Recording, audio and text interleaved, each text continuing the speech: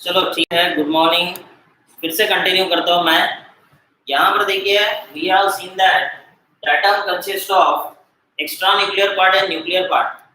Along with we know that उसके अंदर में अपने शेल पढ़े थे एंड दैट शेल्स आर, उसको अपने नंबरिंग किया था 1 2 3 4 5 6 7। क्लियर?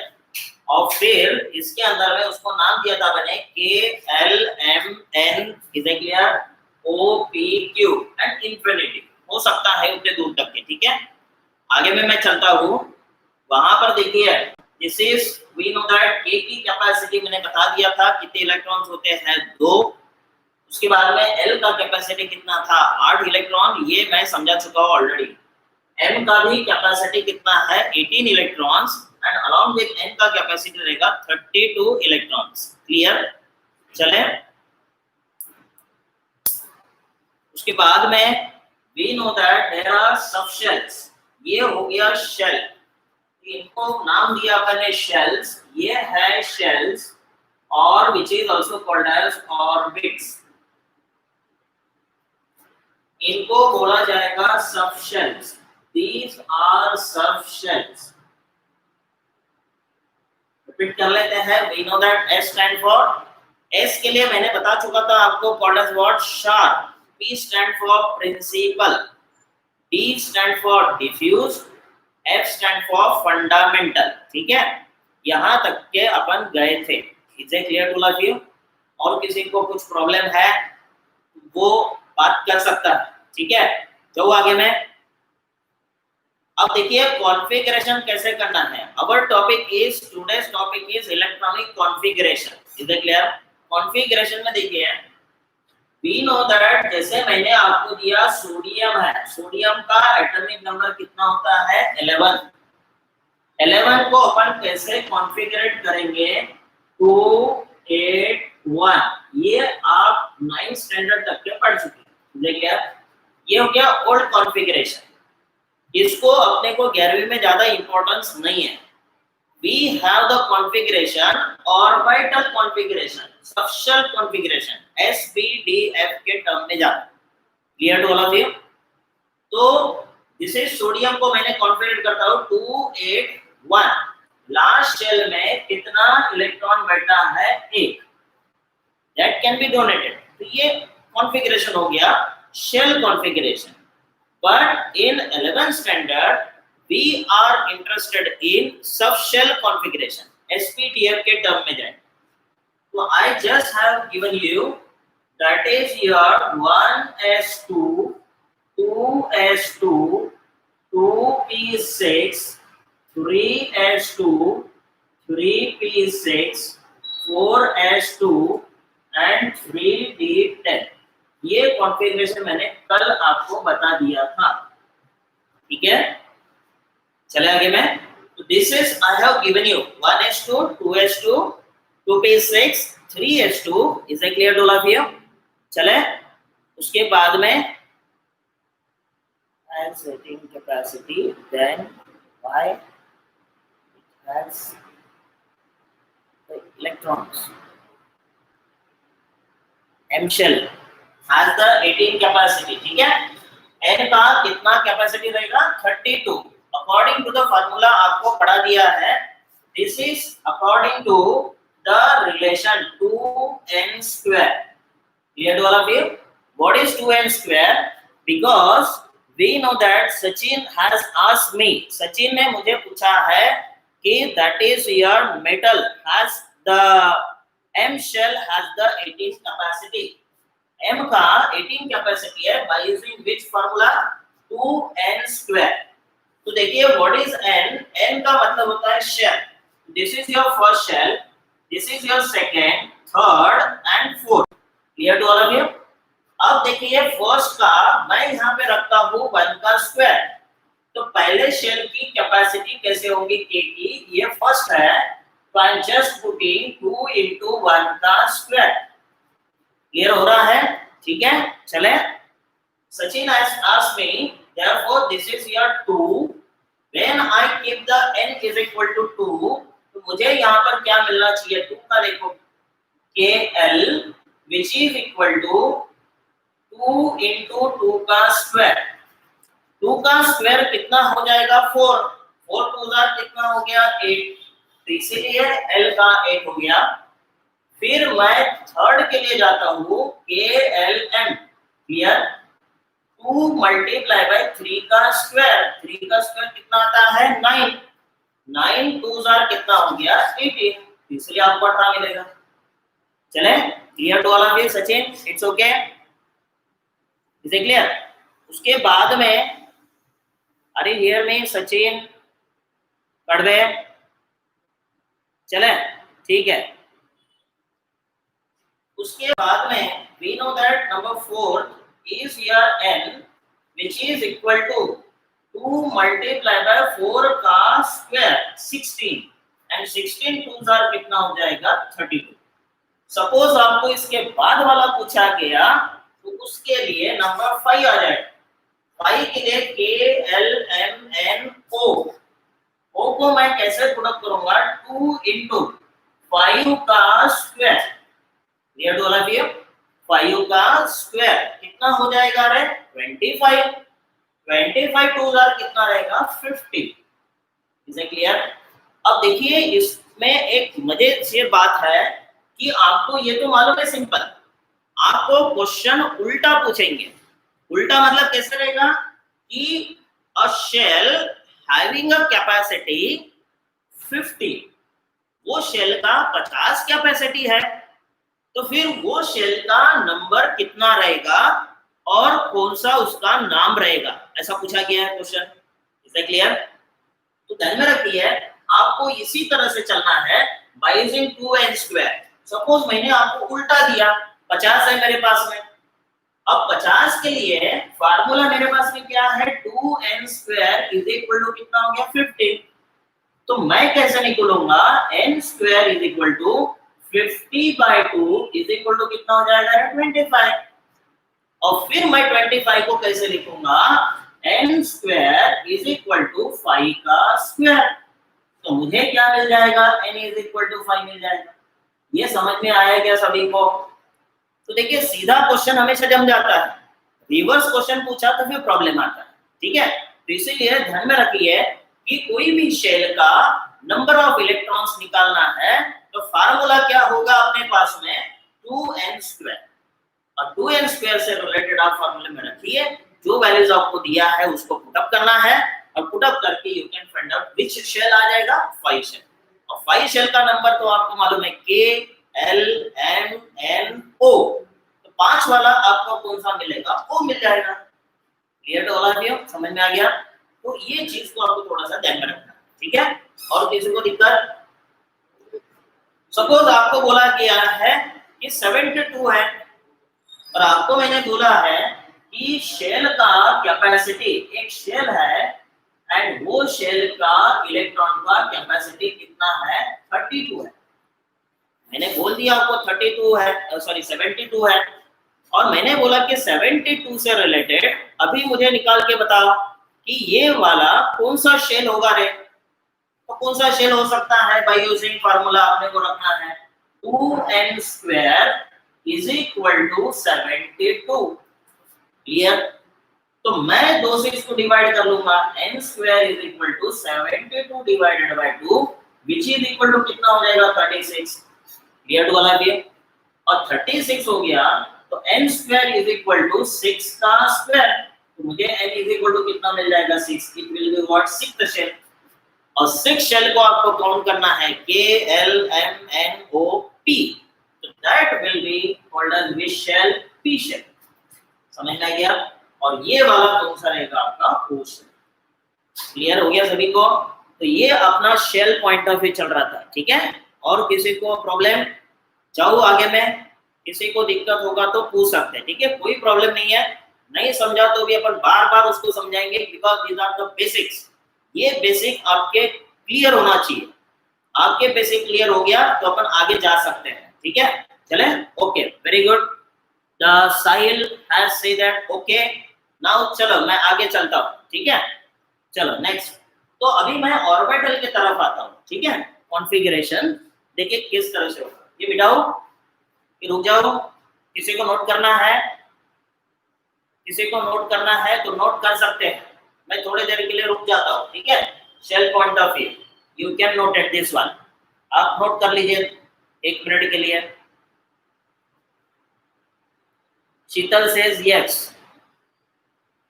शीतल इट्स ओके, कोई प्रॉब्लम नहीं है। मंजारी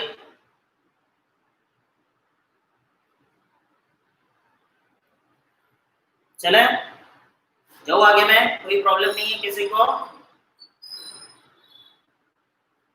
नोट कर लीजिए।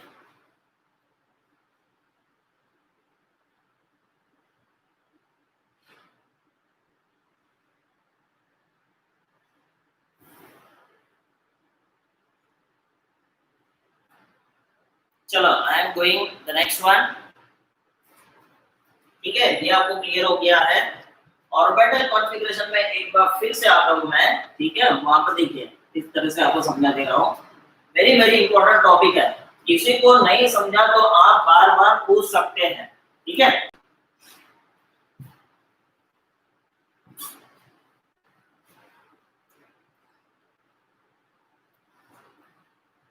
नाउ देखिए next I just want to give you configuration. अपने लिया था, मैंने लिया था सोडियम, सोडियम का नंबर था 11 और आपने कॉन्फ़िगरेट किया था 281, क्लियर। Our capacity is 2 8 18 32। तो मेरे पास में 11 इलेक्ट्रॉन है और 11 में से कितने इलेक्ट्रॉन को आपको भेजना है, कैसे, पहले शेल में कितना जाएगा है 2, फिर सेकंड में कितना जाएगा 8, ठीक है, और 18 जाएगा, लेकिन अपने पास में एक ही है तो 18 तक के जा सकता है, एडजस्ट हो सकता है, इसलिए अपन एक उसके अंदर में डाल देंगे। क्लियर हो गया सभी को? चलो आगे में, चलो when I given like this, मैं सपोज देता हूँ Cl का 17, can you do the configuration? Very easy। पहले में कितना डालेंगे 2, फिर 8, फिर बचे कितने 7, 2 और 8 कितना हो गया 10, बचा हुआ कितना है 7, तो 7 यहाँ चला जाएगा। क्लियर हो गया सभी को? मेरे पास में suppose this is your calcium, मेरे पास में कैल्शियम है 20 को आप कैसे लिखेंगे उसको? देखिए 20 के लिए लिखा जाता है 2 8 8 इनर्ट गैस। तो as far as possible every atom tries to attain what? Inert gas, inert gas लाने की कोशिश करेगा, ठीक है। तो this is very good। somebody says 7, good। Sahil has says that 7, यहाँ पे 7 बराबर हो गया। आगे चलता हूँ मैं, कैल्शियम का कितना हो गया है 20, 20 को कॉन्फ़िगरेट करो 2 8 8 कितना हो गया 18, 18 हो गया। अब 18 हो गया तो बचा हुआ कितना रहेगा मेरे पास में 2, ठीक है। You can not drop like this, आप ऐसा नहीं कर सकते क्योंकि 18 का कैपेसिटी है तो इसमें थोड़ा प्रॉब्लम जाता है, इसीलिए अपने पास में yes Sahil has says 2882, very good, nice, ठीक है। चलते हैं also the Taushik is also given same wise 2882, very good। तो this is the, ये चला था shell configuration, but we are not interested in shell so far, we are interested in orbital configuration, ठीक है। तो वो अपना इंटरेस्ट चाहता है, तो मैं आपको अभी बता रहा हूँ कि how it is। चले अब सभी ने इसकी प्रैक्टिस करना है अभी, ठीक है। First 1s2 2s2 2p6 3s2 3p6 4s2 and 3d10, ये कॉन्फ़िगरेशन है, ठीक है, इलेक्ट्रॉनिक कॉन्फ़िगरेशन।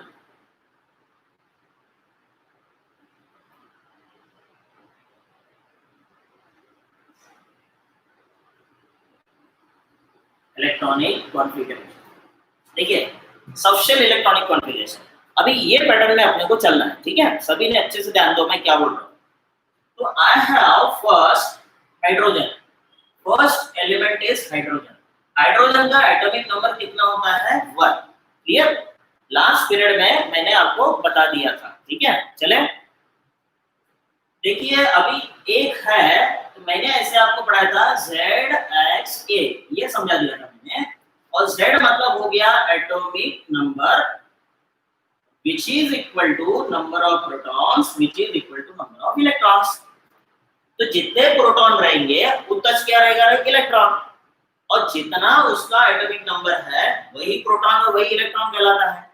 चले आगे में, तो आपके पास में यहाँ पर देखो नीचे लिखा हुआ ये हो गया एटॉमिक नंबर। तो मेरे पास में कितना इलेक्ट्रॉन्स है, मेरे पास में रहेगा 1 इलेक्ट्रॉन। 1 इलेक्ट्रॉन को मैं कैसे भेजूंगा, ऊपर के ये इलेक्ट्रॉन्स है, समझ में आ गया सभी को, ऊपर के इलेक्ट्रॉन्स है।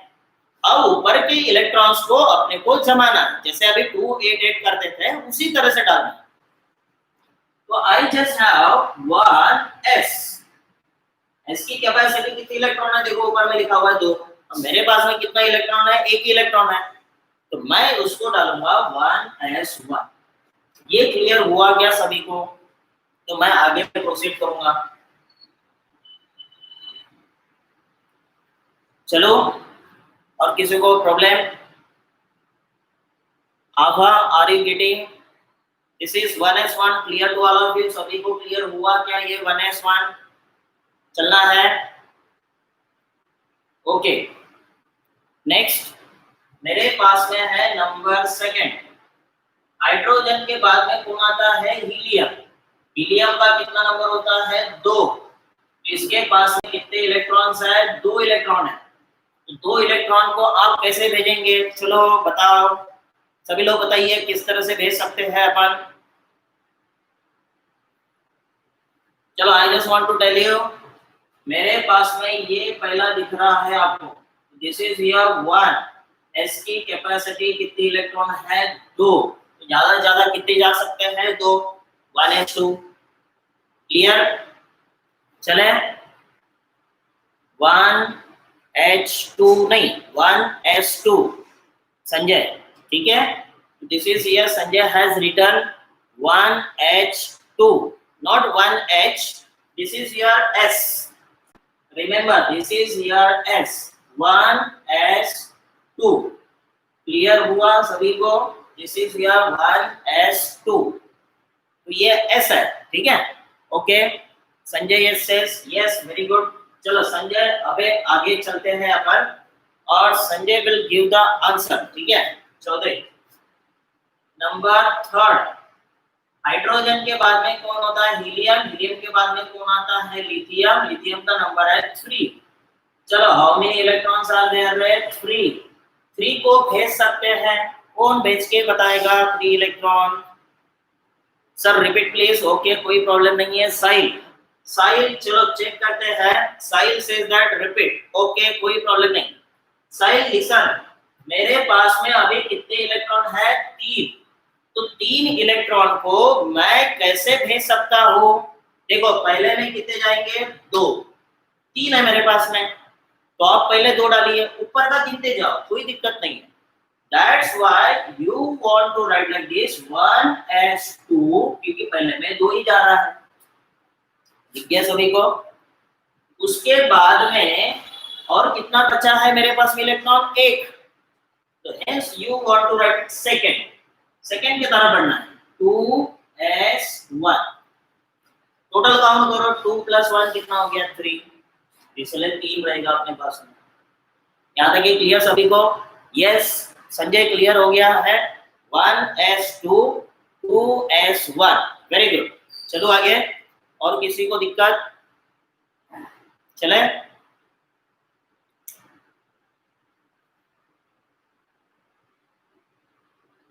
Rutuja 1s2, Rutuja clear, Rutuja Pawar, are you getting? This is here 1s2 and 2s1, clear हो गया ऋतुजा? और किसी को प्रॉब्लम? ऋतुजा आगे चलेंगे अपन, ठीक है। नाउ मेरे पास में है नंबर 4, किसी को अभी भी नहीं समझा तो पूछ सकते हैं, कोई दिक्कत नहीं है। लिथियम के बाद में कौन आता है रे, बेरिलियम। चलो, बेरिलियम का नंबर 4 है। 4 को कितने इलेक्ट्रॉन हो गया अपने पास में, 4 electron. Can you send the electrons? Yes, try करो। सभी लोग मुझे बता सकते हैं किस तरह से सेंड करेंगे अपन, ट्राई करो।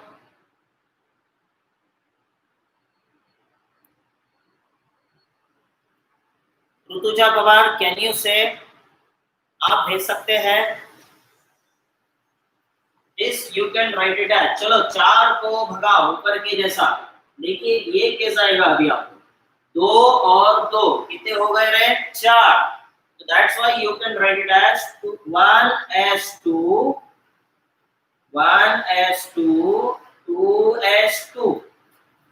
क्लियर हो गया सभी को, 1s2 2s2। Yes, somebody says very good, this is Lakshya says फटाफट आ गया।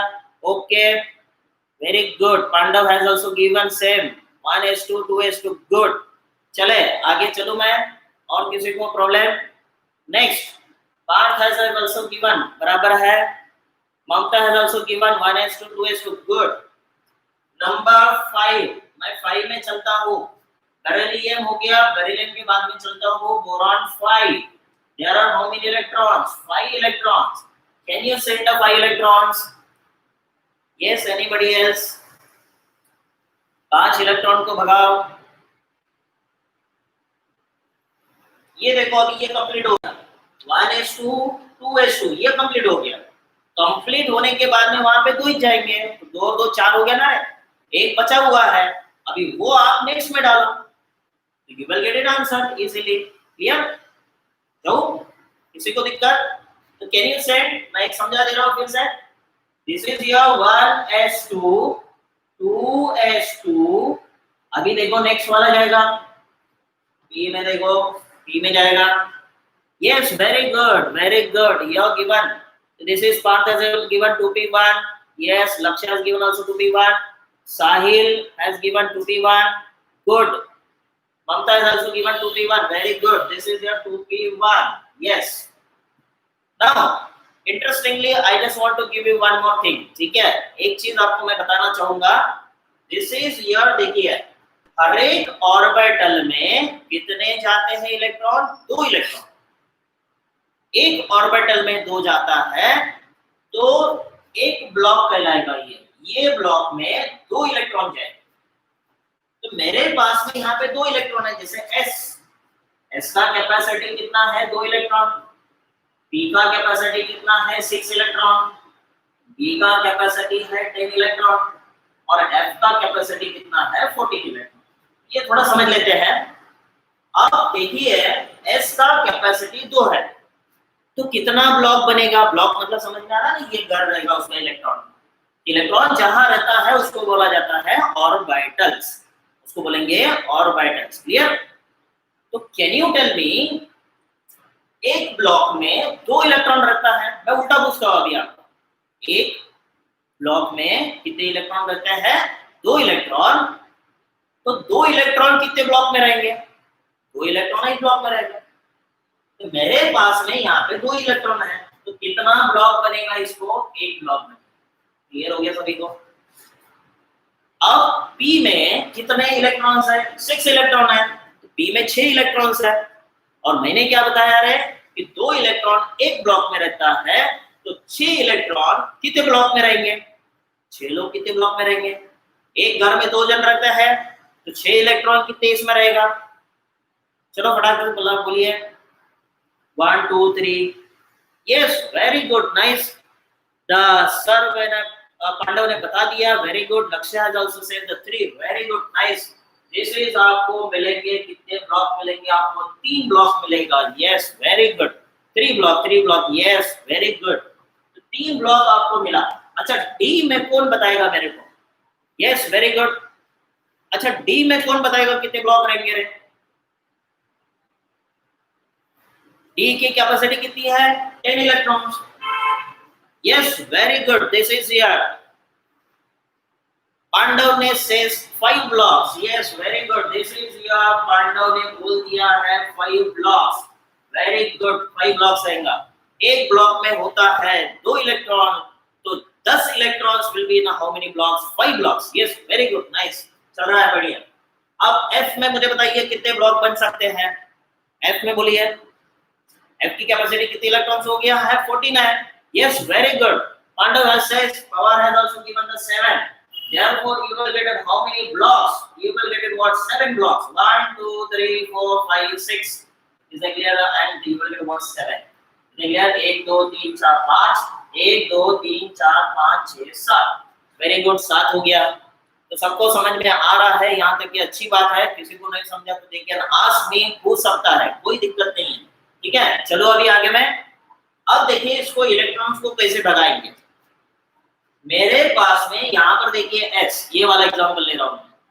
यहाँ पर एस में कितना ब्लॉक बनता है? एक ब्लॉक। क्लियर हो गया? तो एक ब्लॉक में इलेक्ट्रॉन कैसे भगाएंगे? एक ऊपर और एक नीचे। ठीक है, लास्ट पीरियड में मैंने बताया था कि क्लॉकवाइज, तो एक कैसे रहेगा? Anti clockwise. And hence you will get it what? एक क्लॉकवाइज रहेगा तो दूसरा कैसे रहेगा? Anti clockwise. क्लियर? तो आपने इस तरह से भगाए इलेक्ट्रॉन्स। चलो अब इसमें कितने इलेक्ट्रॉन्स भाग सकते हैं? एस में देखो कितने इलेक्ट्रॉन्स है? 2। और एस में कितना ब्लॉक बनता है? एक ही ब्लॉक बनता है। Is it clear to all of you?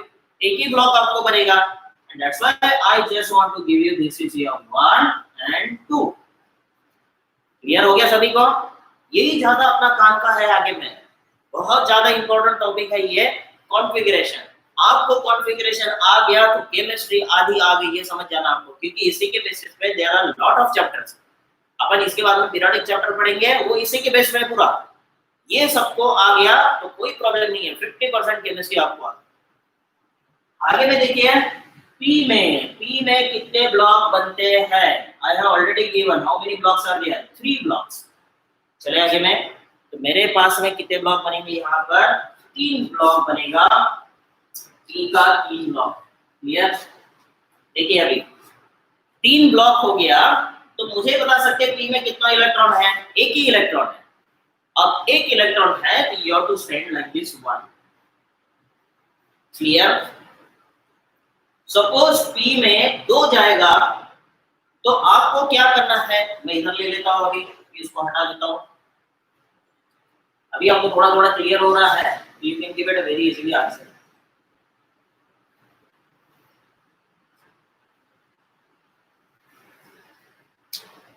Next देखिए, मेरे पास में अभी पी में 1 था तो मैंने 1 लगाया। अब बोरॉन के बाद में मैं चलता हूँ कार्बन। कार्बन का नंबर है 6। चलो कॉन्फ़िगरेशन कर लेते कार्बन का। तो कितना आएगा? चलो बताओ। 1s2 2s2 2p कितना हो गया? 2। क्लियर हो गया सभी को? 2p2 2 2 4 2 6 हो गया। p का कितना जा सकता है? मैक्सिमम 6। आपको 6 तक के भगाते जाना है इलेक्ट्रॉन्स को, ऐड करते जाएंगे करते जाएंगे। जब 6 कंप्लीट हो जाएगा तो फिर आपको 3s में जाना है, आगे में प्रोसीड करना है। क्लियर हो रहा है सभी को? जाओ आगे में। देखिए अभी ये हो गया तो यहाँ पर मैं एक ब्लॉक बनाऊंगा, इसके अंदर में 2 इलेक्ट्रॉन। यहाँ पर भी आपको कितने इलेक्ट्रॉन रहेगा? 2। अब P में कितने ब्लॉक बनते हैं? 3 ब्लॉक बनता है। और 3 ब्लॉक के हिसाब से you just send the electrons. Clear? आप भेज सकते हैं इलेक्ट्रॉन्स। कैसे जाएगा इलेक्ट्रॉन? देखो कितने इलेक्ट्रॉन्स है मेरे पास में? 2। तो मैं भगाऊंगा 1 फिर 2। यहाँ पर 2 नहीं डालना है। According to Hund's rule, Hund's rule क्या बोलता है? Send the electron singly first. सबको समझ गया क्या बोल रहा हूं मैं? Send the electron singly first. पहले सिंगल सिंगल भेजना है and then start the pairing. फिर आपको पेयर करना है। क्लियर? पहले पेयर नहीं करना है। 1s2 2s2 2p1 2p1 नहीं आएगा, 2p2 आएगा। ठीक है Madhuri? It's will be what? 1s2 2s2 2p2 आएगा। 6 इलेक्ट्रॉन से बेटा अभी अपने पास में। ठीक है Madhuri? Clear? You have the what? 6 electrons है तो 6 को भगाना है 2 2 2। क्लियर? तो मेरे पास में अभी कितना हो गया? मैंने क्या बताया? Send the electron singly first. Is it clear to all? एक एक इलेक्ट्रॉन को भगाते जाएंगे, फिर वो भर गया तो फिर पेयरिंग करेंगे। क्लियर? तो मेरे पास में 2 ही है। ठीक है, you can not right like this. आप ऐसा नहीं लिख सकते हैं। 2 इलेक्ट्रॉन को ऐसे लिखेंगे तो आपको 0 मार्क मिलेगा। ठीक है, यू विल गेट 0। ये सही रहेगा। ठीक है, send the electron singly first and then start pairing. Clear? जाओ आगे में। और किसी को कुछ प्रॉब्लम तो पहले सिंगल सिंगल भगा, ठीक है, और फिर उसको पेयर अप कर। चलो, I am just giving number 7 nitrogen. Nitrogen का नंबर 7 है। 7 को कैसे लिखेंगे? चलो बताओ, कौन बताएगा? 7 के ऊपर के बताओ सभी लोग, 7 वाले को लिख के बताओ। I have how many electrons? 7 electrons. 7 electron, 7 electron को सेट करो, भगाओ इलेक्ट्रॉन्स। ऊपर के हिसाब से लिखना है आपको, 1s2 2s2। Yes, very good, ठीक है। लक्ष्य, सहारे, ये सहारे है ना? Yes, very good. Sahare has given the first, very good. This is your 1s2 2s2 2p3। Very good बेटा, this is your 1s2 2s2 2p3। ये जम गया, सभी ने किया। somebody has given the थोड़ा रॉन्ग हो गया, एक Rutuja, is it clear? Rutuja Pawar, you have done a mistake। बाकी ठीक चल रहा है, ओके ओके, वेरी गुड, ठीक है। 2p3 आ गया अभी, ठीक है। अब 2p3 होने के हिसाब से can you write in a block representation? Block में इलेक्ट्रॉन कैसे लिखेंगे? चलो, you just tell me. First में 2 है, 1 2, इधर में भी कितना है? 2, 1 2। पी में कितने ऑर्बिटल बनेंगे? 3, 1 2 3 ब्लॉक्स बन गया। अब 3 ब्लॉक बनने के कारण, यस वेरी गुड, बाकी लोगों का भी जम रहा है। चलो, 3 इलेक्ट्रॉन को मैं कैसे भेज सकता हूँ? मैंने क्या बताया आपको? सिंगल सिंगल भेजना है और उसके बाद में पेयर अप करना है। मैं इसको भेज रहा हूँ, ये हो गया 1 2 एंड 3। सबको समझ में आ गया होगा 1 2 3 ऑर्बिटल कॉन्फ़िगरेशन। आपको एग्जाम में 11वीं में यही रहता है क्वेश्चन, वेरी इंपॉर्टेंट। आपका यूनिट टेस्ट जब होगा, जब आप 11वीं में एंटर करेंगे तो अगस्त में आपको एग्जाम चालू होगा, यूनिट टेस्ट 1, उसके अंदर में ये होता है कॉन्फ़िगरेशन। इसलिए आपको 2 एलिमेंट देंगे, कोई 4 डाल देता, कोई कॉलेज वाले, तो आपको ये ध्यान में रखना है, वेरी इंपॉर्टेंट कॉन्फ़िगरेशन, ठीक है। पूरा खेल इसी के ऊपर है। चले, तो दिस इज योर 2p3 1 1 1 देखना, clear. Next configuration, oxygen 8 electrons है। Who give the configuration? चलो, कौन बताएगा कॉन्फ़िगरेशन? चलो, नोट इट डाउन फटाफट।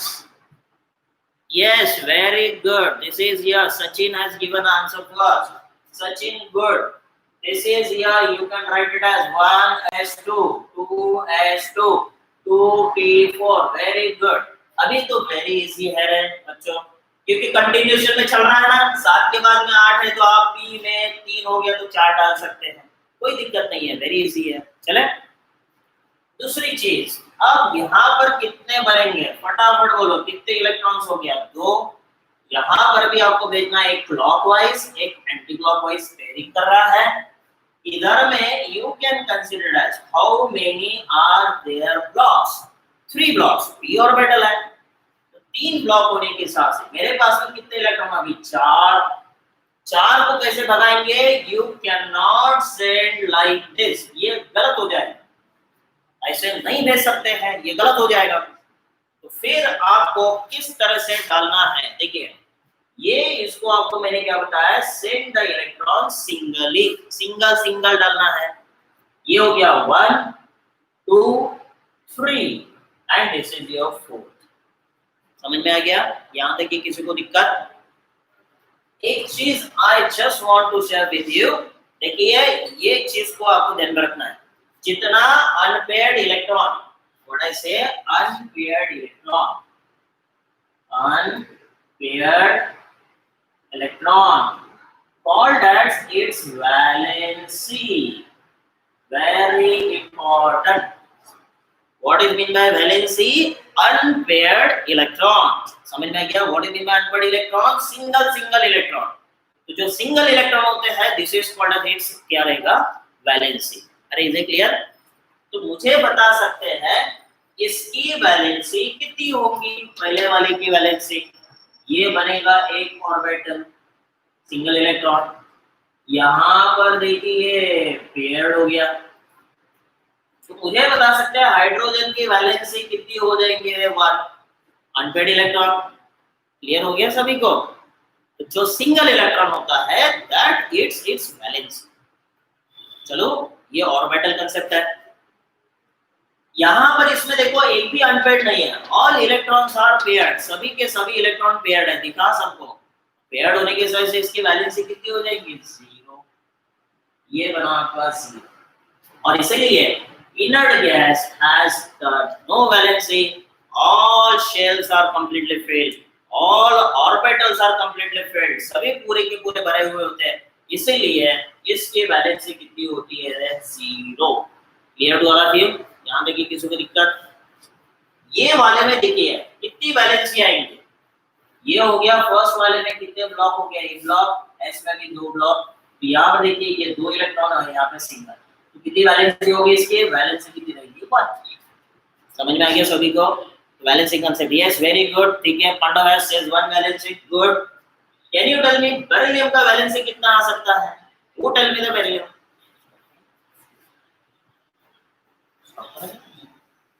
वैलेंसी आप देख सकते हैं बेरिलियम का। Who tell me the beryllium valency? Anybody else? चलो ट्राई करो, कितना वैलेंसी बन सकता है? बेरिलियम को यहाँ पे दे देता हूँ आपको, देखो पहला ब्लॉक बनेगा, दूसरा ब्लॉक बनेगा, और पहले में कितने इलेक्ट्रॉन्स है? 2। यहाँ पर भी कितने रहेंगे? 2। तो ये जो रहेगा बेरिलियम की वैलेंसी कितना बता रहा है? 0।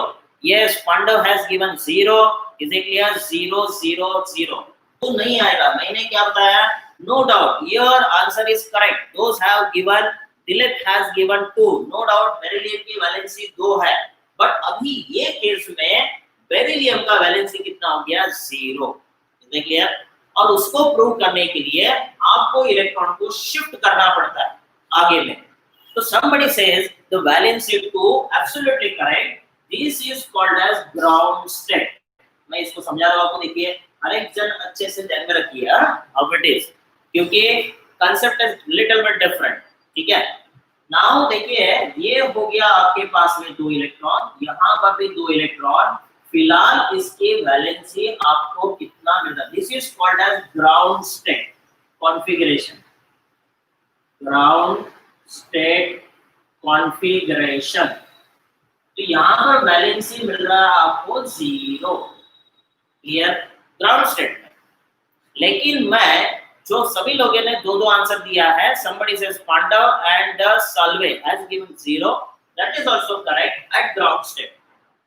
But 2 वैलेंसी कैसे आती है वो अपन चेक करेंगे। We know that यहाँ पे कॉन्फ़िगरेशन देखिए बेरिलियम का, I'm just giving the configuration. This is your 1s2 2s2 2p0। Clear to all of you? P में कितना है रे? 0, क्योंकि 2-2 हो गया। पी में एक भी इलेक्ट्रॉन नहीं रहेगा, 0 रहेगा। तो मैं यहाँ पे कैसे लिखता हूँ? देखिए ये हो गया 2 इलेक्ट्रॉन, ये हो गया आपके पास में भी 2 इलेक्ट्रॉन, और पी में 3 ब्लॉक्स है जहां पर एक भी इलेक्ट्रॉन नहीं है। अब देखो ये ग्राउंड स्टेट हो गया, फिलहाल इलेक्ट्रॉन बैठा है लेकिन एक्साइट करके जा सकता है ये। तो देखिए ये सेकंड शेल है, ये भी सेकंड शेल है, तो second to second jumping possible है।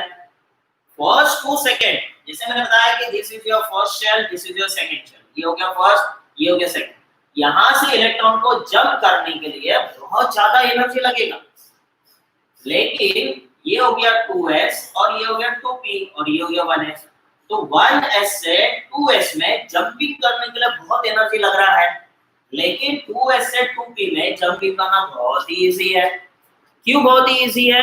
क्योंकि अपन एक रूम से दूसरे रूम में जा रहे हैं, second floor, this is your second floor, और फर्स्ट फ्लोर पे कौन बैठा है? 1s। सेकंड फ्लोर में कौन कौन बैठा है? 2s और 2p है। तो सेकंड फ्लोर में एक रूम से दूसरे रूम में जाना पॉसिबल है अपने लिए, लेकिन मैंने बोला कि फर्स्ट फ्लोर से सेकंड फ्लोर पे जाओ तो एनर्जी ज्यादा लगेगा, आपको सीढ़ी से चढ़ के आना पड़ेगा।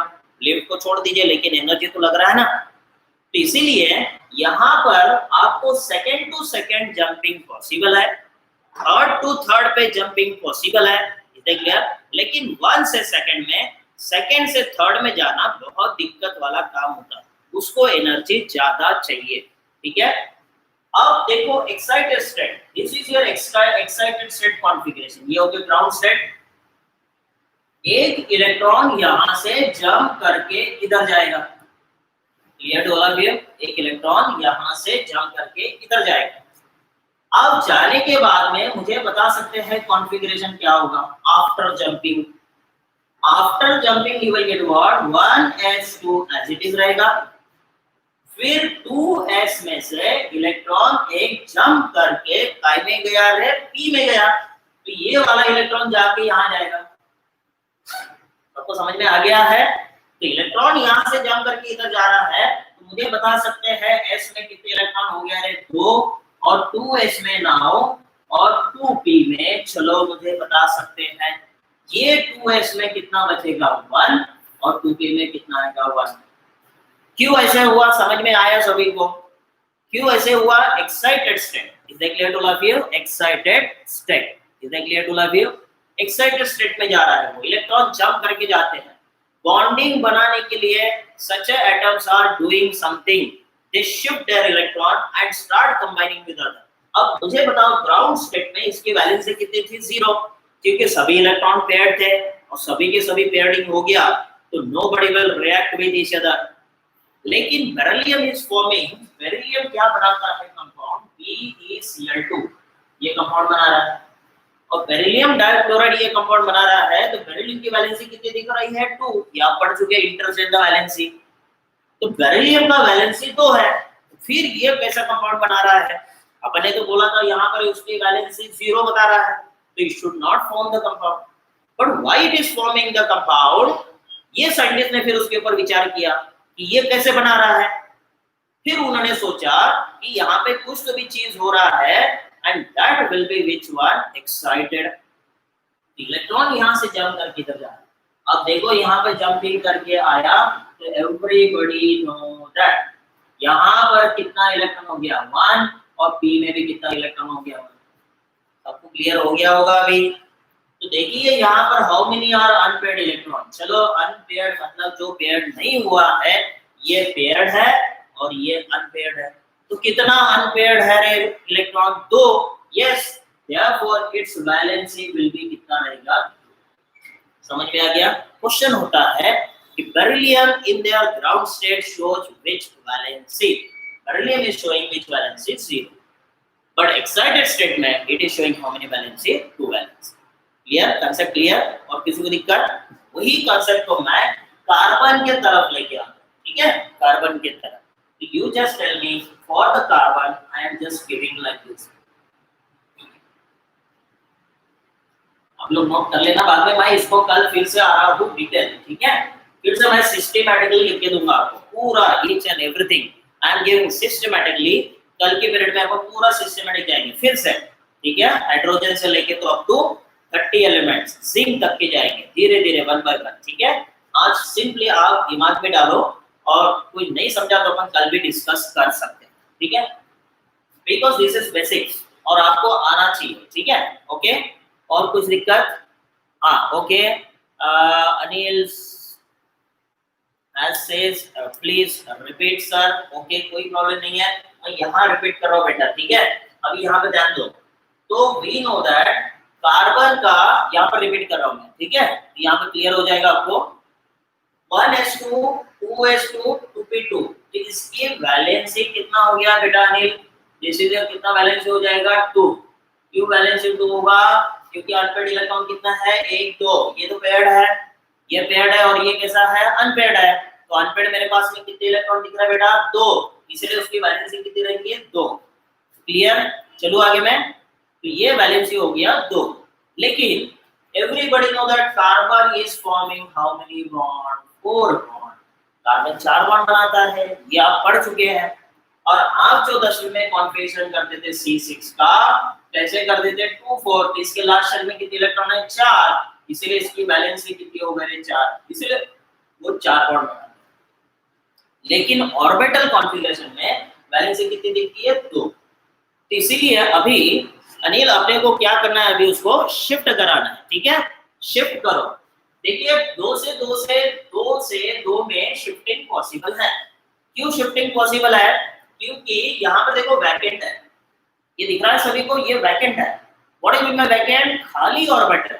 खाली है तो वो जाके बैठ सकता है, लेकिन मैंने बोला चेयर पे बैठा है ऑलरेडी, तो आप चेयर पे बैठ सकते हैं क्या रे? पॉसिबल नहीं है, उसके ऊपर तो नहीं बैठेंगे, पॉसिबल नहीं है। एंड दैट्स व्हाई जहां खाली जगह है वहीं पे इलेक्ट्रॉन जाके बैठेंगे। क्लियर हो गया? तो मैं अभी यहाँ पर देखो, ये इलेक्ट्रॉन को यहाँ से शिफ्ट कर रहा हूँ। Everybody just listen, very important है। यहाँ से इलेक्ट्रॉन इधर शिफ्ट हो रहा है, तो कैसे शिफ्ट होगा फिर देखिए आपको क्या कॉन्फ़िगरेशन मिलेगा। Again you just see the configuration 1s2 2s2 2p। अभी एक इलेक्ट्रॉन यहाँ से गया तो 2s2 नहीं आएगा, फिर क्या मिलेगा आपको 2s1। क्लियर हो गया सभी को? और एक इलेक्ट्रॉन यहाँ से इधर गया तो p में कितने हो जाएंगे? 3। Concept clear? Now you can consider, now देखिए अब क्या होगा। ब्लॉक डायग्राम बना लेते हैं। ब्लॉक में देखिए एस में कितना इलेक्ट्रॉन आ गया, चलो देखो यहाँ पे सिंगल, ये हो गया आपके 2। अब p में कितने आ गए? देखो p में 1 2 3। क्लियर हो गया? Now count the number of unpaired electron. Unpaired electron आप काउंट करो, कितने हो गए? 1 2 3 4, 4 हो गया।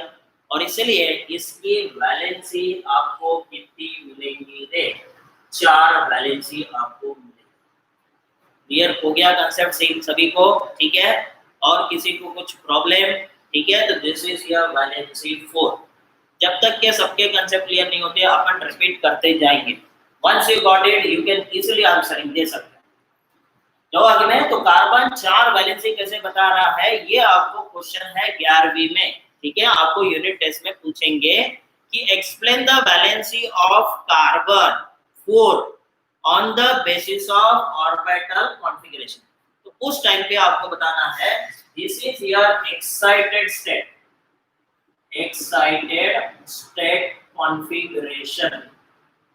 क्लियर हो गया सभी को? Excited state configuration. क्लियर? अभी मैं आपको एक दे रहा हूं और आप मुझे बताइए, मैं नाइट्रोजन लेता हूं 7। नाइट्रोजन का नंबर 7 इलेक्ट्रॉन है। सभी ने आंसर दिया था, इसके इलेक्ट्रॉन को मैंने भगाया था। तो this is your 1s2 2s2 2p3। Clear हो गया? देखो यहाँ पर कितना रहेगा? 2 2 4 4 और 3 कितना हो गया? 7।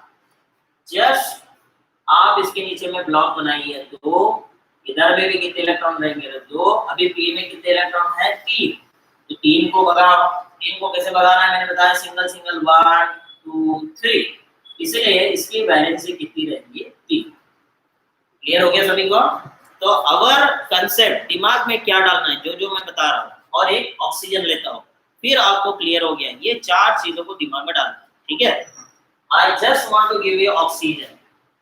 Oxygen number 8, do the configuration 1s2 2s2 2p। कितना आएगा? 2p। 2p में कितना आएगा? कौन बताएगा 2p? चलो फट से बताओ, 1s2 2s2 2p में कितना जाएगा?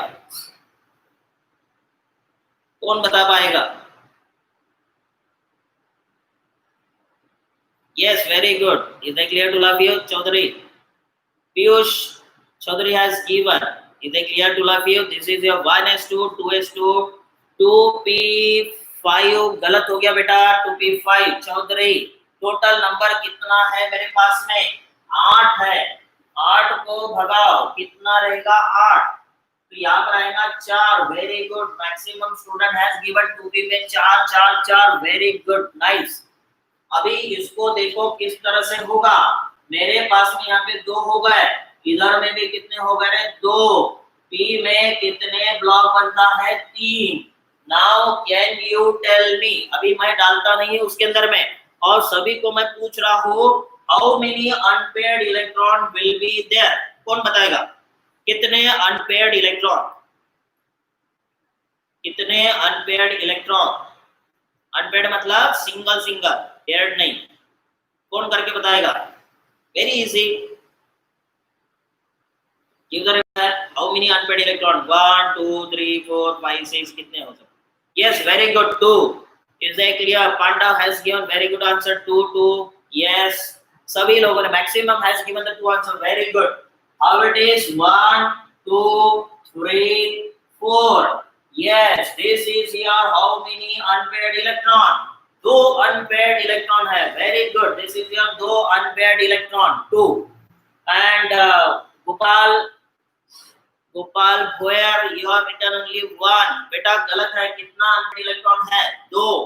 इसे क्या गोपाल समझ में आ गया? यहाँ पर 2 रहेगा. ठीक है, भाई नहीं करना है, समझ के आंसर दो. समझ जाना चाहिए सभी को. नहीं समझा तो आप पूछ सकते हैं मेरे को, कोई दिक्कत नहीं है. ठीक है, this is your how many unpaid electrons are there. 2 unpaid electron आपको मिला. जब 2 अनपेड इलेक्ट्रॉन होगा तो इसकी वैलेंसी भी कितनी होगी रे? 2. Clear to all of you? Valency भी कितनी मिली आपको? 2 वैलेंसी मिला. चले, तो आपको दिमाग में डालो. देखो 4 अपने को ज्यादा तो पे चलता है. मेरे पास में हाइड्रोजन की वैलेंसी कितनी होगी? 1. Is clear? हाइड्रोजन की वैलेंसी 1. उसके बाद में ऑक्सीजन की वैलेंसी कितनी आ गई? 2.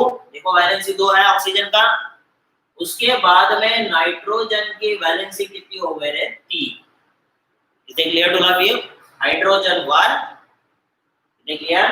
ऑक्सीजन 2, नाइट्रोजन कितनी हो गई? 3, और कार्बन कितना हो गया? 4. समझ में आ गया? कार्बन की अपने निकाला था 4 वैलेंसी. क्लियर हो गया सभी को? तो ये 4 सीधे दिमाग में डालो, क्योंकि maximum organic chemistry is belonging with the carbon, hydrogen and oxygen. इसी में चलेगा पूरा केमिस्ट्री, ऑर्गेनिक केमिस्ट्री. तो कार्बन, नाइट्रोजन और ऑक्सीजन ये ज्यादा तौर पे चलते हैं ऑर्गेनिक केमिस्ट्री, पूरा ऑर्गेनिक केमिस्ट्री. और इसीलिए आपको ये चीजें ध्यान में रखना है. बॉन्डिंग आपको उतने ही दिखाना है. कार्बन के बाजू में 4 बॉन्ड दिखना ही चाहिए. ऑक्सीजन के बाजू में 2 बॉन्ड दिखना ही चाहिए. हाइड्रोजन के बाजू में 1 बॉन्ड ही दिखना चाहिए. आपने गलती से 2 बॉन्ड दिखा है तो आपको 0 मार्क हो जाएगा. देख लिया? मैं पहले बोल रहा हूँ 11th-12th में थोड़ा स्ट्रिक्ट होता है चेकिंग, और इसलिए आपको थोड़ा ध्यान रखना है. ठीक है, देख लिया? कल मैं और आपको सिस्टमैटिकली लिख के दे रहा हूँ, कोई प्रॉब्लम नहीं है. ठीक है, जैसे मेरे पास में मैंने बोला अभी हाइड्रोजन एंड ऑक्सीजन के बीच में फार्मूला बनना चाहिए. तो कैसे फार्मूला बनाए जा रहे हैं? मैंने बता चुका. हाइड्रोजन कितना बॉन्ड बनाता है? 1. ऑक्सीजन कितना बॉन्ड बनाता है? 2. वैलेंसी 2 है. You just keep the hydrogen का नंबर कितना रहेगा? 1. ऑक्सीजन की वैलेंसी कितनी रहेंगी? 2. Positive always written first. Positive वाले को अपन पहले लिखते हैं और नेगेटिव वाले को बाद में लिखते हैं. इसलिए हाइड्रोजन का 1, ऑक्सीजन का 2. Interchange the valency. वैलेंसी को इंटरचेंज करिए. करने के बाद में क्या होगा फार्मूला? चलो मुझे बता सकते हैं, कौन बताएगा फार्मूला? देखो हाइड्रोजन के कितने हो गए? 2. तो formula will be H2. Oxygen कितना है? 1. तो ये रहेगा 1. ये बना फार्मूला आपका H2. That will be the water. समझ में आ गया? वैलेंसी बेसिस पे. तो वैलेंसी बेसिस पे can be done by using what? Configuration. मेरे पास में अभी है नाइट्रोजन और हाइड्रोजन. नाइट्रोजन की वैलेंसी कितनी होती है? 3. मैंने बता चुका हूं अभी.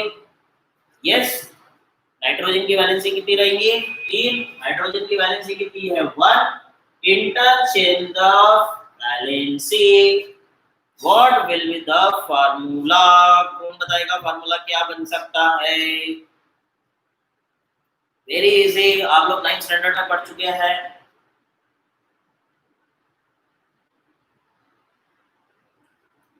कौन बताएगा formula? Yes, very good. This is your NH3. Yes, absolutely right. This will be the formula NH3. Very good. This is formula बना आपका NH3. चले, सभी को क्लियर हो गया है कि how it is forming. ठीक है? Very good. NH3, NH3, NH3. Yes, absolutely right.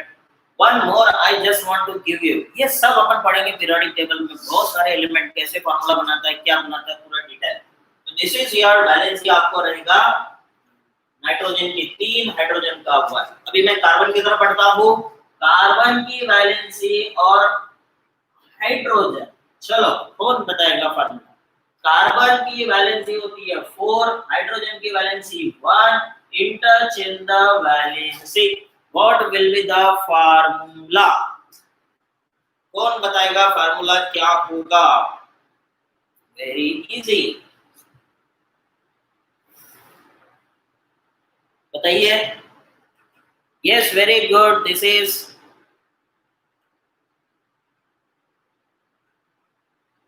very good, yes, CH4, good.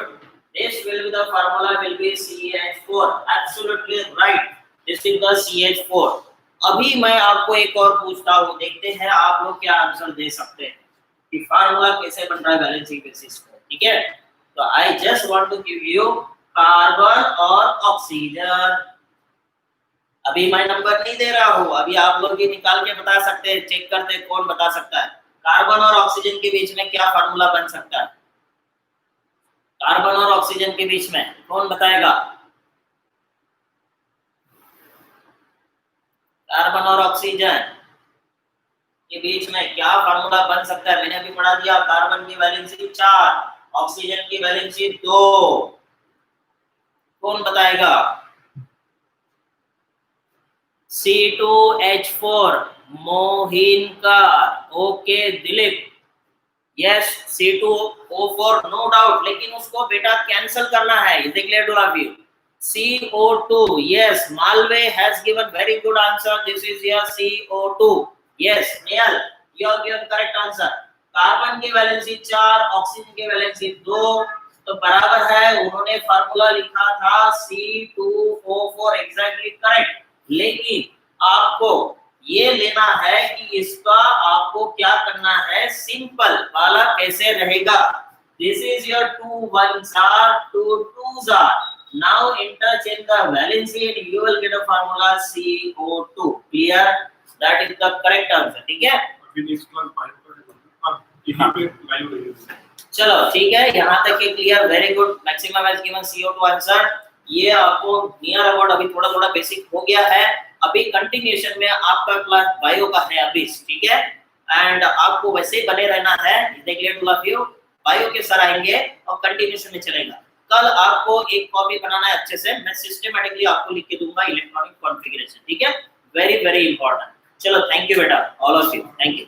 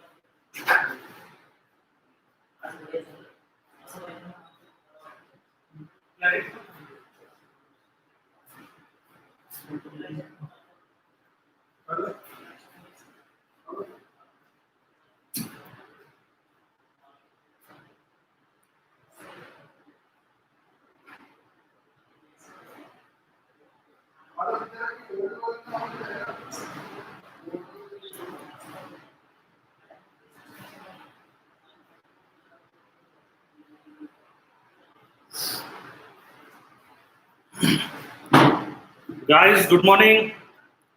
We are in continuation with the lecture. I hope the sound is still clear. I hope the audio is clear. I hope the video is clear.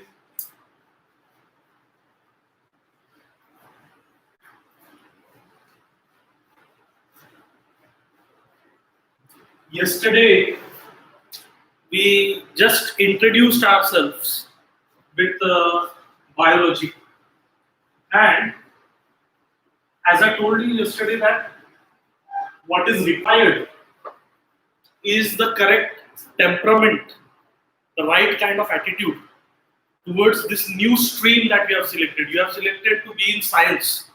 तो अभी आपका जो regular day to day attitude towards life भी है, वो भी scientific रहना चाहिए, not just like any layman just going through day to day activity.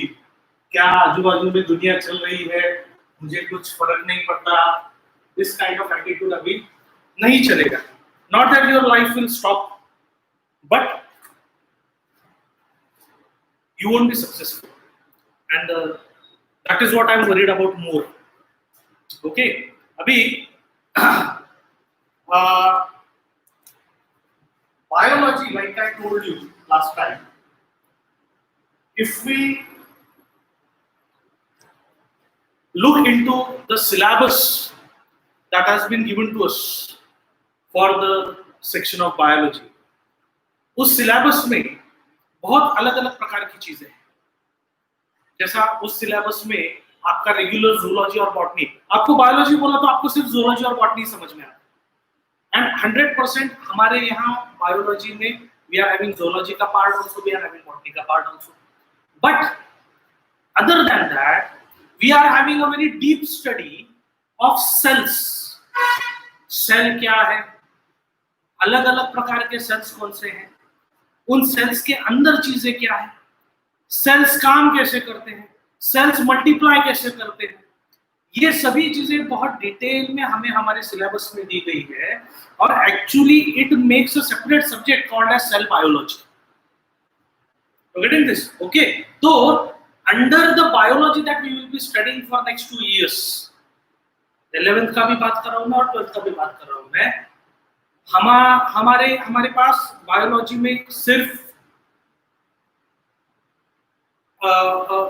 zoology और बॉटनी ही नहीं है, उसके अलावा we are also having cell biology.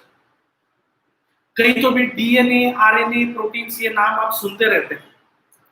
ये ऐसे केमिकल्स हैं जो आपके सेल के अंदर काम कर रहे हैं. Chemicals in biology that becomes a separate field called as biochemistry. तो हमें बायोकेमिस्ट्री का भी स्टडी करना है. मूविंग अहेड, ये डीएनए, आरएनए और प्रोटीन्स, ये एक दूसरे से कैसे इंटरलिंक्ड है, कैसे एक दूसरे से कनेक्टेड है, ये बताने वाला एक सेपरेट सब्जेक्ट है कॉल्ड एज मॉलिक्यूलर बायोलॉजी. हमें उसके भी बारे में बात करना है. आपको अगर याद होगा स्टैंडर्ड 9th और 10th में कहीं तो भी एक नाम आया था आपके टेक्स्ट बुक में, Gregor Johan Mendel. Mendel's experiment थे, वो पी प्लांट लिया था उसने, कोई टॉल प्लांट लिया था, कोई स्मॉल प्लांट लिया था, डॉर्फ प्लांट लिया था, उनका क्रॉसिंग किया था वगैरह. इस प्रकार का क्रॉसिंग का आपके एक्सपेरिमेंट था स्टैंडर्ड 10th में. मेंडल ने किए हुए एक्सपेरिमेंट्स का मच डीपर लेवल पे स्टडी हमें इस साल करना है, 11th और 12th बायोलॉजी में करना है. That becomes a separate topic what is called as genetics. मैं आपको ये सब क्यों बता रहा हूं, इसमें और एक एडिशन करना चाहिए मैंने. आपके बॉडी में अलग अलग चीजें जो है, आपका डाइजेस्टिव सिस्टम है, आपका रेस्पिरेटरी सिस्टम है, एक्सक्रीटरी सिस्टम है, आपका नर्वस सिस्टम है, सर्कुलेटरी सिस्टम है, ये सभी सिस्टम्स कैसे काम कर रहे हैं, ये एक सेपरेट सब्जेक्ट रहता है. What is called as anatomy and physiology of human body.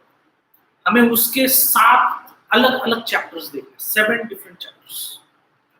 ये सब बातें मैं आपको क्यों बता रहा हूं? For the reason that under biology there are multiple arrays of things that need to be studied, that need to be seen. और इसलिए मुझे खुद बायोलॉजी ये टर्म बहुत छोटा लगता है. मुझे, मैं बहुत बार बायोलॉजी के लिए मैं जो वर्ड यूज करता हूं,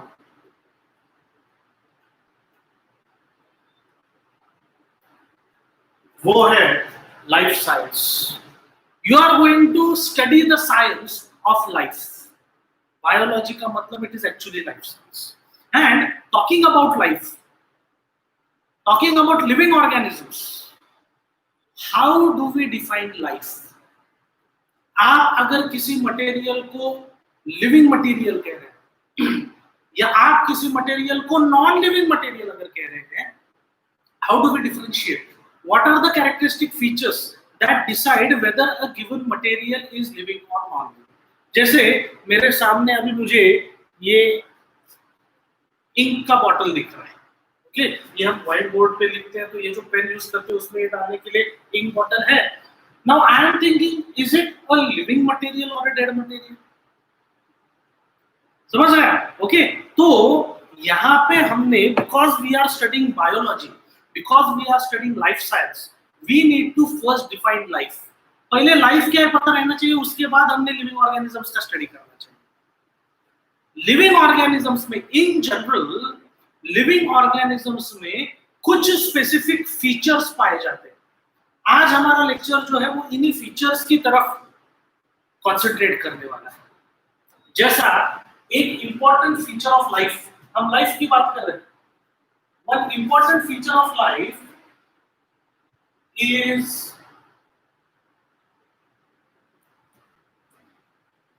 an important feature of life is movement or mobility. हमें पता है already कि there are if an organism is alive, naturally it is going to, living organisms show mobility, they show movement. तो movement can be, आप move कर रहे हैं, आपके घर में आपके जो डोमेस्टिक पेट्स हैं वो मूव करते हैं, हमें रास्ते में आते जाते इतने सारे, not just humans but we can see so many different organisms moving from one place to another. आप टीवी देखने वाले लोग हैं, टीवी पे आप नेट जियो, हिस्ट्री वगैरह ये चैनल जब देखते हैं, डिस्कवरी चैनल देखते हैं, उसमें इतने अलग अलग प्रकार के एनिमल्स वगैरह ऑर्गेनिजम्स दिखाते हैं और इन ऑर्गेनिजम्स में मूवमेंट दिखता है। लिविंग ऑर्गेनिजम्स को मूवमेंट की क्या जरूरत है? आपको सरप्राइज लगेगा कि मूवमेंट के बहुत सारी चीजें रहती है। जैसा एक movement is to search for food, movement to search for shelter, रहने के लिए, movement for safety, मैं यहाँ हूं तो मैं भीग रहा हूं, ऊपर से बारिश आ रहा है मैं यहाँ भीग रहा हूं, तो मैं मूवमेंट करके कहीं ऐसा जगह ढूंढता हूं कि जहाँ पे मुझ पे बारिश नहीं गिर रही है, मुझ पे वो स्नोफॉल नहीं हो रहा है, मुझ पे वो बहुत कड़ी धूप और हाई टेम्परेचर मुझे सहन नहीं करना पड़ रहा है, उसके लिए भी movement. Movement is also necessary for reproduction. Reproduction यानी कैसे? जैसे हम जनरली नेट जियो पे और डिस्कवरी पे देखते हैं कि जब ये एनिमल्स का ब्रीडिंग सीजन आता है तो they have to search for their opposite sex. The male has to search for the female has to search for the male. Okay? So again this searching part involves what? Again it involves movement. Safety के लिए भी मैंने बताया, जैसा movement, pray और predator दोनों को movement जरूरी है। प्रीडेटर को, शेर को मूवमेंट जरूरी है क्योंकि उसको उस हिरन को पकड़ना है, तो it is going to move very rapidly, लेकिन उससे भी ज्यादा रैपिडली हिरन भागने वाला है, वो मूवमेंट दिखाने वाला है। So a very important criteria of living organism of life is movement. But then इसमें क्या है दोस्तों, कैच ऐसा है कि अगर अभी आप इतनी देर तक केमिस्ट्री का लेक्चर देख रहे थे, ऑलमोस्ट 1 घंटा केमिस्ट्री का लेक्चर चला, अभी आप मेरा लेक्चर देख रहे, बायोलॉजी का लेक्चर देख रहे, अभी आप पिछले 1-1.5 घंटे से अगर उस जगह से हिले नहीं है, वो स्क्रीन के सामने आकर बैठे हुए हैं, if you are not showing any movement, are we going to say कि currently you are non living matter? सवाल है नहीं। ठीक है, फिर भी आप बैठे बैठे थोड़ा हाथ इधर करे उधर करे, आप उठ रहे, पानी पी के आ रहे वगैरह, चलो थोड़ी मूवमेंट दिख रही है, लेकिन आप जहां बैठे हुए हैं उस घर के बाहर जो पेड़ पौधे हैं वो पिछले 20 साल से कहीं मूव नहीं हुए। तो if certain organisms are not showing any movement, are we supposed to say कि they are non living? That is another thing. और ये बात सिर्फ प्लांट्स का नहीं है, फंगस के बारे में मैं सोच रहा हूँ, मशरूम्स के बारे में मैं सोच रहा हूँ, वो भी इमोबाइल है, वो कहीं पे मूव नहीं होती। ऑफ कोर्स एनिमल किंगडम में भी कुछ एनिमल्स ऐसे कि जो कभी कहीं मूव नहीं होते। जैसे मैं ऐसा एग्जांपल बताता हूँ आपको जिसका फोटो आपने कहीं ना कहीं देखा है। टिल आवर 10th स्टैंडर्ड कई बार हमें एक एग्जांपल आता है हाइड्रा का, इफ यू रिमेंबर। अभी हाइड्रा ये एक सबस्ट्रेटम पे बैठा हुआ रहता है पूरी जिंदगी में, it is attached to the substratum, it is not going to move anywhere. तो शुड वी से कि that hydra is not living? That is not the case. What I want to tell you is that movement is an important character of living organism, but that doesn't mean कि movement is the only character. It is important character, but it is not the only character. ये एक बात हो गई। दूसरी बात ऐसी है कि प्लस मूवमेंट का मैं और एक बात बताता हूँ आपको, ये मजेदार बात है। अभी सभी मूवमेंट दिखाने वाली चीजें लिविंग ही रहेंगी ऐसी भी जरूरी नहीं। जैसा आप अभी जहां पे बैठे हुए हैं, मैं जहां पे खड़ा हूं, यहाँ पे एक फैन घूम रहा है, वो मूवमेंट दिखा रहा है। तो फैन मूवमेंट दिखा रहा है, are we going to say कि it is living? So I hope you understand movement is an important character, but it is not the only definitive character that predicts life. दूसरा एक character है इसमें,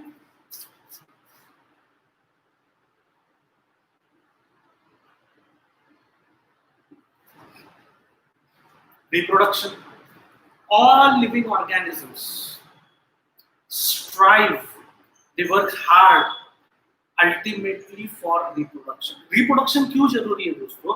Reproduction is necessary for the proliferation of the species, for the sustenance, for the survival of the species. You will be surprised to know, अभी देखिए बारिश के season में evening time पे कई बार ऐसा होता है कि जैसा मॉर्निंग टाइम पे हमें बटरफ्लाइज दिखते हैं, ओके, तो वैसा इवनिंग टाइम में ये लाइट के नजदीक घूमने वाले जो इंसेक्ट्स रहते हैं उन्हें मॉथ्स कहते हैं, MOTHS, मॉथ्स। और काफी सारे मॉथ्स का लाइफ साइकिल ऐसा, you will be surprised to know this, काफी सारे मॉथ्स का लाइफ साइकिल ऐसा है कि वो जब एडल्टहुड में जाते हैं वो सिर्फ 10 से 12 घंटे जिंदा रहते हैं। मैं सभी मॉथ्स की बात नहीं कर रहा है, सर्टेन स्पीशीज ऑफ मॉथ्स की मैं बात कर रहा हूँ। सर्टेन स्पीशीज ऑफ मॉथ्स वो जब एडल्टहुड में जाते हैं वो सिर्फ 10 से 12 घंटे जिंदा रहते हैं।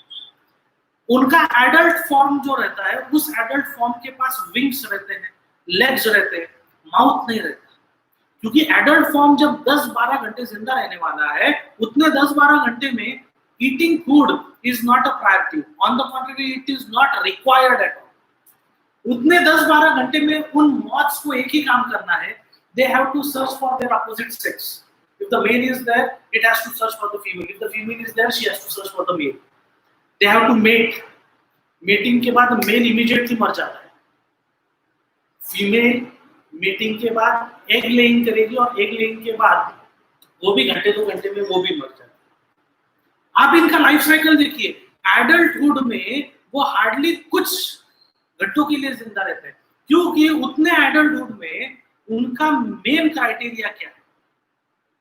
यूट्यूब पे वीडियो देखना ये क्राइटेरिया नहीं है उनका, टीवी पे मूवी देखना ये क्राइटेरिया नहीं है उनका, बाहर जाके डोमिनोज का पिज्जा खाना ये क्राइटेरिया नहीं है उनका, मरने से पहले एक आधा सेल्फी तो ले लूं मैं, ये भी क्राइटेरिया नहीं है उनका। उनका क्राइटेरिया इतना ही है कि before I die I need to make sure that my generation, my species continues to live on this planet.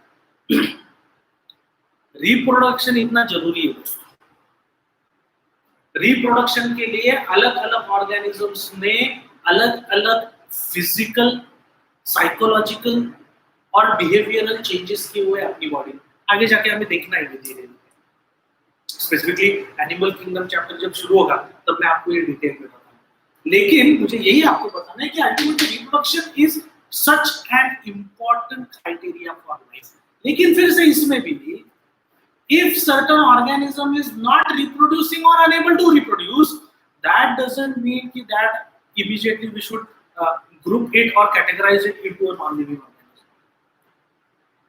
समझ गए? सलमान खान रिप्रोड्यूस नहीं कर रहे तो क्या हम उनको नॉन लिविंग कहेंगे क्या? That is not the case.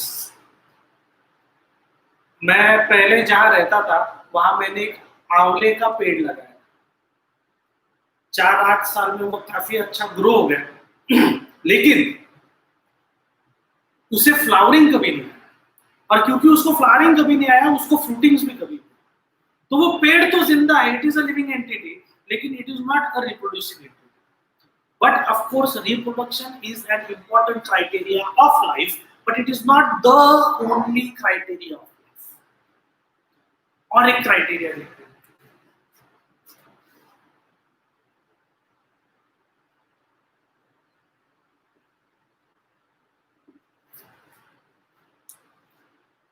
there is another criteria called as sensitivity. अभी ये sensitivity क्या है? Sensitivity is related to sense organs. मैं जब यहाँ क्लासरूम के अंदर लेक्चर दे रहा हूं, बाहर बारिश गिर रही है, I cannot see through the window that it is raining. Okay, because the windows are covered with curtains, I cannot see that it is raining.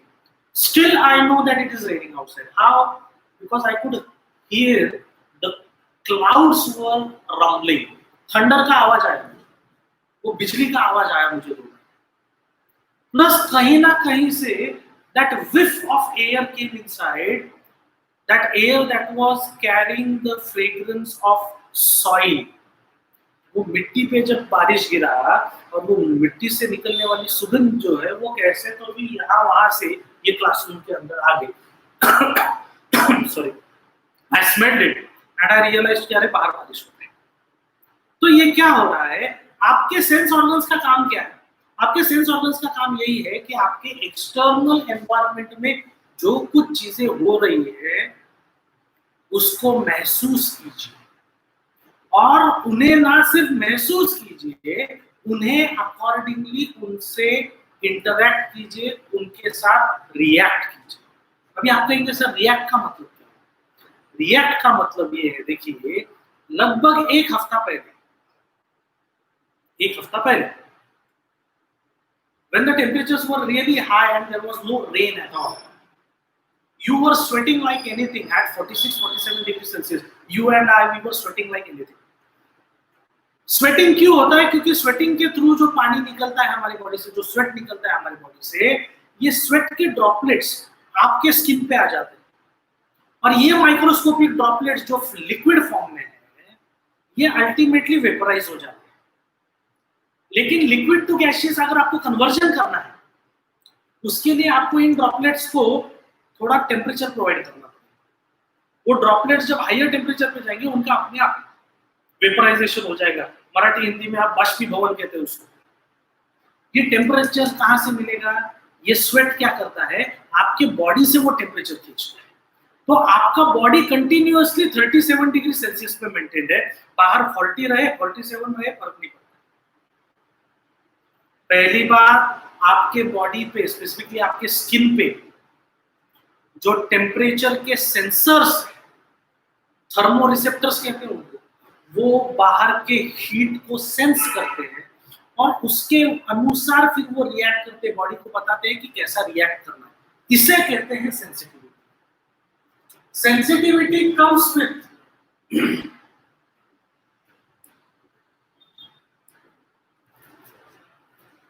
Sensitivity comes with responsiveness.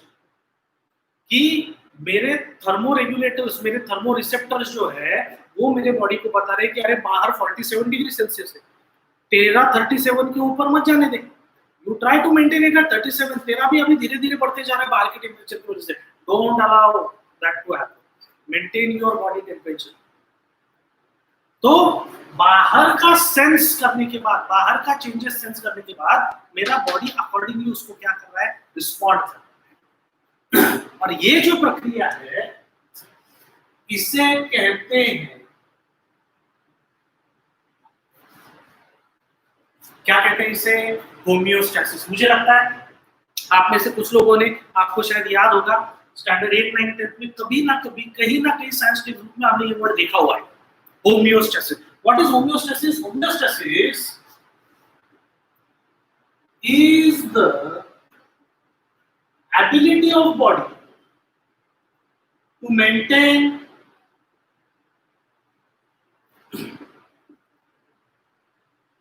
internal environment, to maintain a constant, ये बड़ा important word है, to maintain a constant internal environment irrespective of the ever changing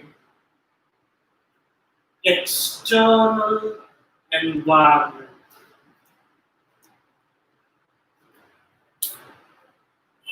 पिछले 2 दिन पहले तक हमारा city का temperature जो 40+ डिग्री सेल्सियस था, आप देखिए अगले 4 महीने में वो 40+ डिग्री सेल्सियस से धीरे धीरे, जैसा हम मॉनसून खत्म करके विंटर की तरफ जाएंगे, वैसा धीरे धीरे हमारे सिटी का टेम्परेचर जो कभी 45 और 47 डिग्री सेल्सियस था वो धीरे धीरे 10 डिग्री सेल्सियस की तरफ जाता है। ये फ्लक्चुएशन देखिए कितना है, 47 से 10 डिग्री सेल्सियस। लेकिन ये फ्लक्चुएशन कितना भी होने दीजिए, आपके बॉडी का टेम्परेचर सेट है 37 डिग्री सेल्सियस। ये अपने आप नहीं होता, बॉडी को ये सभी चीजें यूज करनी पड़ती है और तभी बॉडी अपना टेम्परेचर स्टेबल मेंटेन कर सकता है।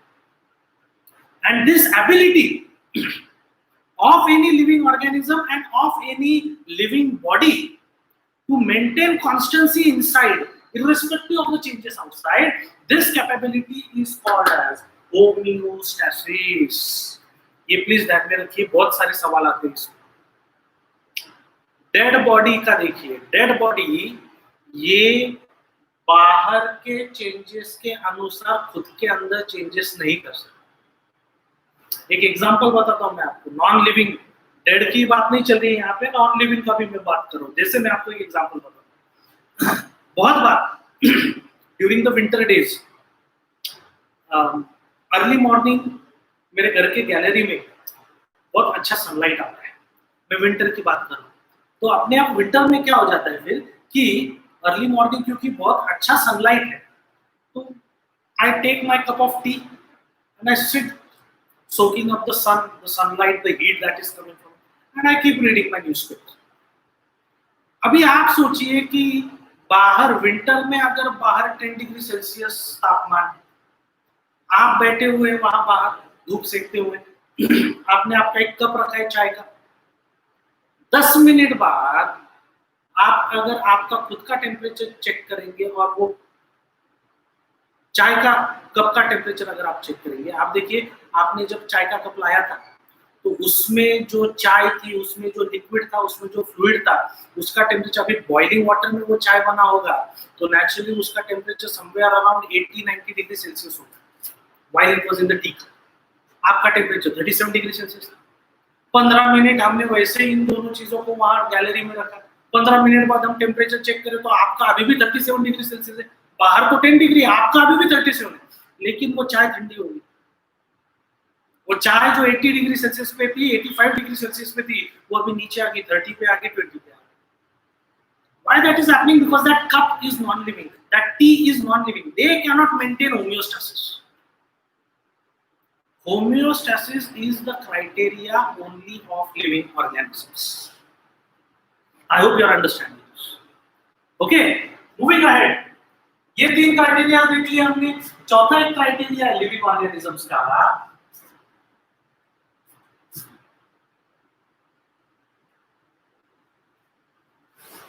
another important criteria is growth. Growth देखिए, अभी any living organism tends to grow. When you were born, you were this much.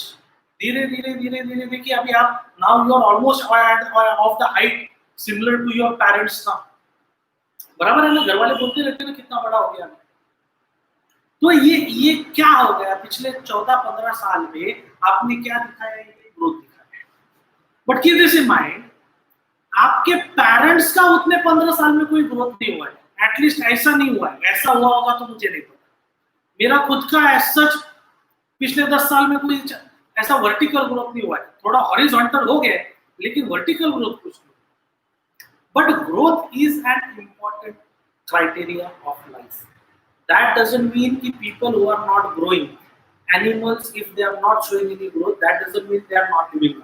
आपके घर के सामने जो पेड़ है, मेरे घर के सामने आम का एक पेड़ है, तो पिछले 7 साल से देख रहा हूँ उसको, उतनी ही हाइट का है।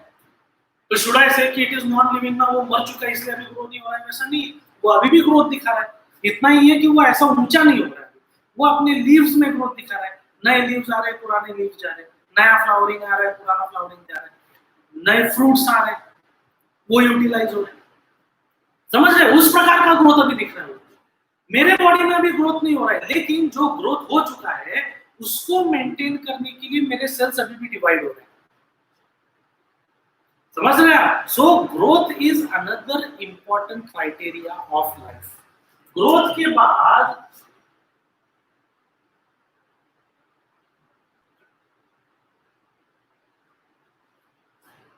और एक क्राइटेरिया है respiration. Now what is the meaning of respiration? देखिए generally you associate respiration with breathing, जो सही, लेकिन ये absolutely correct definition नहीं है respiration. Breathing is part of respiration. Okay, breathing is one small part of respiration. लेकिन फिर भी अगर हम ऐसा कंसीडर करें कि respiration यानी सिर्फ breathing है, तो हम certainly कह सकते हैं कि this breathing part is an important criteria of living organisms. हमें पता है आप ब्रीथ कर रहे हैं, मैं ब्रीथ कर रहा हूँ, हमारे आसपास इतने सारे जानवर वगैरह है वो ब्रीथ कर रहे हैं, ये सब ब्रीथ क्यों कर रहे हैं? They are breathing because they are living organisms. Plants breathe करते हुए नहीं दिखते, तो नॉन लिविंग कहेंगे क्या उनको? नहीं. On the contrary, you will be surprised to know, no doubt breathing and respiration is a very important criteria to define life, but at the same time we need to know that there are certain organisms who live without intake of any oxygen. बिना oxygen के जिंदा रहने वाले भी organisms है जिन्हें हम anaerobic organisms ऐसा कहते हैं. समझ रहे हैं आप? ओके, देन तो रेस्पिरेशन जरूरी है, लेकिन रेस्पिरेशन अगर दिखा नहीं यानी वो ऑर्गेनिज्म नॉन लिविंग हो गया, ऐसी भी बात नहीं है. और एक क्राइटेरिया है यहाँ पे, दो क्राइटेरिया इमीडिएटली के नीचे बता दूं आपको. एक है एक्सक्रीशन और दूसरा है न्यूट्रिशन. ये दोनों एक दूसरे से इंटरकनेक्टेड है. Nutrition means the food that you are consuming. आपने ये लिख के रखना चाहिए अल्टीमेटली कहीं तो. ओके, और इसी सीक्वेंस में लिखिए क्योंकि ये सीक्वेंस ध्यान में रखने के लिए आसान जाता है. मैं आगे बताऊंगा आपको कैसे. Nutrition means consumption of food. हमें बताया जाता है कि हम जब फूड कंज्यूम करते हैं उस फूड से अल्टीमेटली हमें क्या मिलता है? एनर्जी. इस फूड को पहले डाइजेस्ट करना पड़ेगा, वो है आपका डाइजेस्टिव सिस्टम. और इस फूड से अल्टीमेटली क्या बनने वाला है? एनर्जी बनने वाला है at each and every cell. लेकिन एटलीस्ट अगर आपके बॉडी की बात की जाए, ये फूड जब हर एक सेल में डिस्ट्रीब्यूट किया जाता है, फूड का इमीडिएटली एटीपी नहीं बनता है. होप यू रिमेंबर, आपके बॉडी में एनर्जी जब बनता है it is in the form of ATP. लेकिन फूड का इमीडिएटली एटीपी नहीं बनता है. उस फूड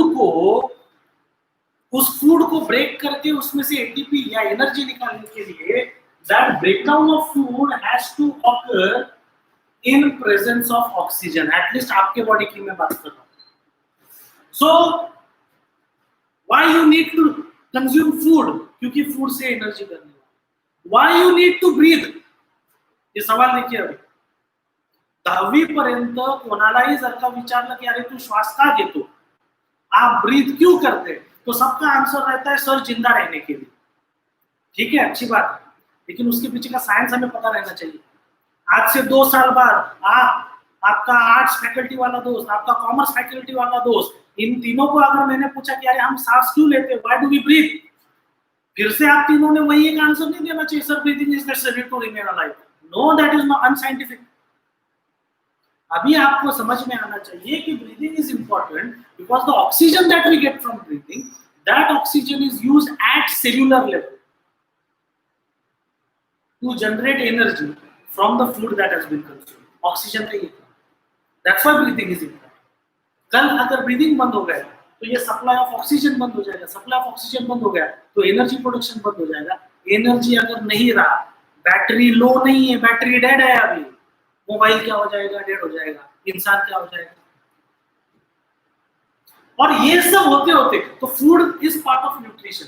ये सब होते होते बॉडी ने पूरा फूड वगैरह यूटिलाइज करने के बाद कुछ अनवांटेड वेस्ट भी तैयार होता है. ये सब मेटाबॉलिज्म में वेस्ट. जैसे आप गाड़ी में पेट्रोल डालते हैं तो उस पेट्रोल का मेन काम है एनर्जी बनाना, लेकिन थोड़ा कार्बन मोनोऑक्साइड, कार्बन डाइऑक्साइड ये वेस्ट बनता है तो वो साइलेंसर में से बाहर निकल आता है. वैसे ही while all this food is being utilized by the body, some waste material that is generated after the metabolism, that waste material has to be excreted out through the excretory system. ये दोनों चीजें life से related है. Living organism food और nutrition में involve है. और वही लिविंग ऑर्गेनिज्म अगर वो फूड कंज्यूम कर रहा है, नेचुरली उसमें कुछ ना कुछ मेटाबॉलिक वेस्ट भी बनने वाला है, उस मेटाबॉलिक वेस्ट को डिस्कार्ड करने के लिए उसको एक्सक्रीशन भी करना ही पड़ेगा। समझ रहे हैं आप? ओके, ये 7 पॉइंट से देखिए दोस्तों को, और इन्हें ध्यान में कैसे रखना है, एकदम आसान बात बताता हूं मैं।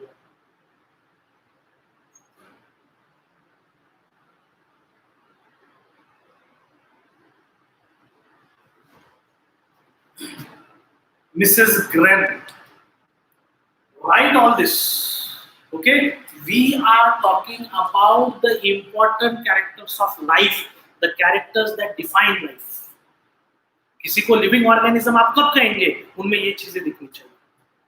एंड लिविंग ऑर्गेनिज्म में जब ये चीजें दिखती है, let me tell you, this is going to be the last statement for today, मैं रुक रहा हूं उसके बाद। इन सभी क्राइटेरियाज में द मोस्ट इंपॉर्टेंट क्राइटेरिया, जिस क्राइटेरिया के बारे में बिल्कुल कोई कॉम्प्रोमाइज नहीं, जैसे बाकी के क्राइटेरियाज के बारे में हमने बोला कि कुछ लिविंग ऑर्गेनिज्म वो क्राइटेरिया करते भी है, कुछ नहीं करते, जैसा मूवमेंट के बारे में बताया मैंने, आप मूव कर रहे हैं, मैं मूव कर रहा हूं, so many organisms we see can move, लेकिन plants don't move, that doesn't mean they are not living। तो सभी क्राइटेरियाज में कुछ ना कुछ एक्सेप्शनल एग्जांपल्स हैं, चीजें हैं, लेकिन एक क्राइटेरिया इसमें सबसे इंपॉर्टेंट है, जिसमें कोई एक्सेप्शन नहीं है। That is the most important criteria when it comes to defining life, and that criteria is sensitivity, responsiveness, homeostasis। सवाल अगर आया, चाहे वो बोर्ड लेवल पे आए, चाहे किसी एंट्रेंस लेवल पे आए, वो यही एक वर्ड यूज करेंगे ऐसा जरूरी नहीं है, वो इंटरचेंजेबल रखते हैं। कभी सेंसिटिविटी पे सवाल पूछते, कभी रिस्पॉन्सिवनेस पे पूछते, कभी होमोस्टेसिस पे। तीनों का मतलब अल्टीमेटली एक ही है, how the body is reacting to the external changes.